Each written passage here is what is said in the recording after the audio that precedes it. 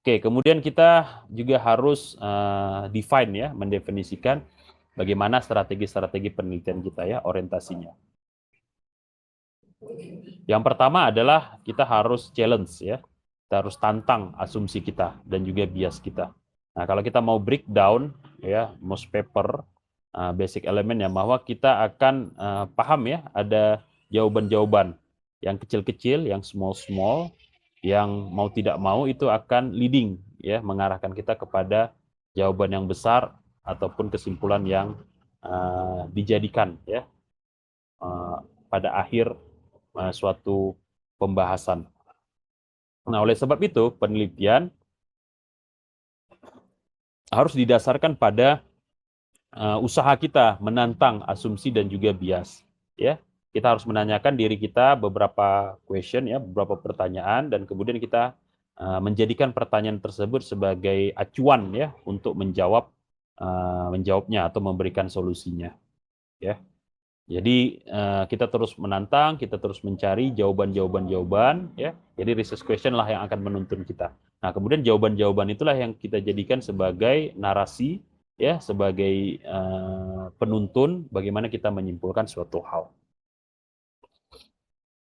Kemudian kita juga harus bikin outline ya, struktur ya, header-header ataupun kategori-kategori besar ya, ataupun yang utama pada penelitian kita.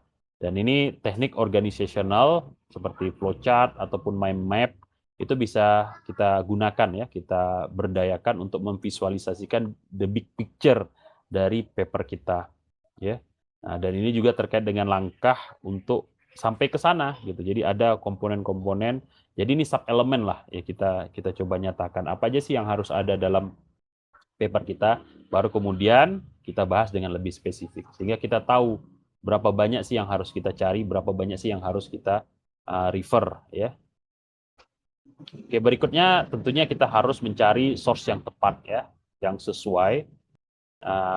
Kita bisa menggunakan Google Scholar ya, ataupun Scholar portal-portal yang lain ya, atau online database yang lainnya seperti IEEE, HCM, ya, Springer Link dan sebagainya. Dan tentunya ini harus kita pastikan ya bahwa cukup sufficient reference-reference yang kita punya sehingga kita bisa yakin dengan asumsi atau hipotesa yang kita miliki. Dan tentunya kita belajar juga dari jurnal-jurnal atau paper-paper tersebut bagaimana cara kita melaksanakan suatu penelitian. Dan keyword ini nanti menjadi penting ya, karena seringkali istilah-istilah di satu konteks ya, atau di satu area itu berbeda dengan area yang lain ya. Jadi ada proses learning juga di sini ya, kira-kira keyword mana yang tepat untuk mendeskripsikan suatu masalah atau suatu topik. Oke, berikutnya adalah critical reading. Nah, di sini diberdayakan penggunaan metode Wiki4R ya. Jadi kita preview dulu ya, kita lihat dari abstrak paper tersebut, kemudian kita coba ajukan pertanyaan terkait dengan paper tersebut, baru kemudian kita baca ya, entah dengan quick reading, entah dengan lihat poin-poinnya, lihat strukturnya atau outline-nya, baru kemudian kita reflect ya, reflect ulang, baru kemudian kita recite ya dengan lebih dalam lagi, baru kemudian kita review. Ya, ini nggak semua paper ya bisa kita lakukan hal seperti ini. Kalau saran saya, lakukan ini ya, Wiki4R itu kepada paper-paper yang memang memiliki citasi yang luar biasa banyak ya. Ratusan, bahkan kalau perlu hanya yang ribuan ya, kita lakukan secara lebih mendalam. Sehingga dari sini kemudian kita bisa merujuk ya ke paper-paper lain yang men-cite-nya ya. Jadi ini sebagai jangkar ya. Jangkar ataupun sentral dari penelitian kita ya, yang akan mengarahkan kita kepada penelitian-penelitian yang serupa. Kemudian setelah itu kita summarize-kan argumen kita, ya kita gunakan ya teknik-teknik misalnya membagi dengan kriteria atau kategori tertentu, kemudian mengevaluasinya, dan kemudian ini bisa jadi refleksi kita.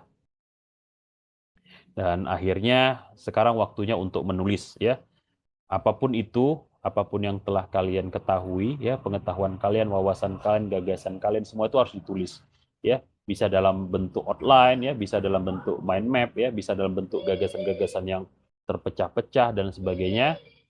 harus ditulis supaya apa? Supaya dia terdokumentasi, supaya kalian tidak lupa, ya, supaya ide-ide ya insight-insight tersebut terjaga.